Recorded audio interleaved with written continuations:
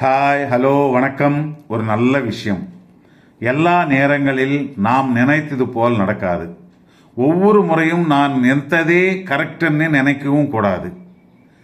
பெரிய பங்களா இருந்தும் 1000 வேலைக்காரர்கள் இருந்தும் மிளகளவு மன நிம்மதி இல்லையே என்று சொல்வார்கள். குடும்பம் என்றால் சின்ன சின்ன மன கஷ்டங்கள் தவிர்க்க முடியாது நண்பா. வயசான காலத்தில் அதிலும் அனுபவம் இருக்கும் நாம் தான் புரிந்து கொண்டு போக வேண்டும். எப்போதும் சாந்தமாக இருப்பவர் கூட எல்லோரும் மேல கோபம் கொண்டால் அது கோபம் இல்லை, எதற்காக இப்படி நடக்கிறது என்று டென்ஷன் தான்.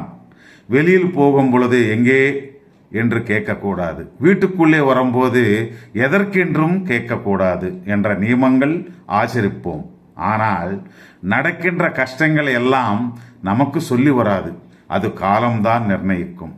நம்ம ஜாக்கிரதையில் நாம் இருக்க வேண்டும். வயிற்று வலி வந்தால் அலசரன்னு, பல்வலி வந்தால் பக்கவாதம்னு சம்பாதிக்கும் டாக்டர்கள் இருக்கின்றார்கள். இந்த காலத்தில் எல்லாமே வியாபாரமாகிவிட்டது. அவங்க சொல்றதிலும் நியாயம் இருக்கிறது. டாக்டர்களும் சும்மா எல்லா டெஸ்ட்டுகளும் பண்ண மாட்டார்கள். நம்ம நல்லதுக்காக தான் பணம் செலவாகி போகிறது என்றால் நமக்கு வந்த வியாதி குறையாது நண்பா. இல்லை என்றால் இன்னும் நம்ம உடம்பில் இருக்கிற சில அவயவங்கள் டேமேஜ் ஆகிவிடும். அப்போ டாக்டர் எவ்வளோ செலவானாலும் பரவாயில்லை என்று காலு பிடிச்சி கேட்டாலும் பலன் இருக்காது.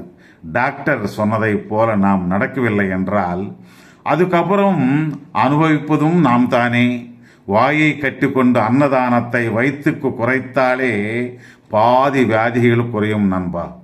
தீனிதான் ரோகம்தான் என்று செய்தால் உயிர் போகும் வரை வியாதியை குணப்படுத்தவே முடியாது. ருசியை பழகிய நாக்கையும், ஆசை உண்டாக்கும் கண்களையும், வாசனை சுவாசிக்கும் மூக்கையும், குரங்கை போன்ற மனதையும் கொஞ்சம் கண்ட்ரோலில் வைத்து கொண்டால் மெதுவாக அனைத்து வியாதிகளும் குறைய வாய்ப்பு அதிகம் இருக்கும். அப்படியே டாக்டர் கொடுக்கும் மருந்துகள் டயத்துக்கு போட்டு கொண்டால் ஓரளவுக்கு ஆரோக்கியமாக இருக்கலாம்.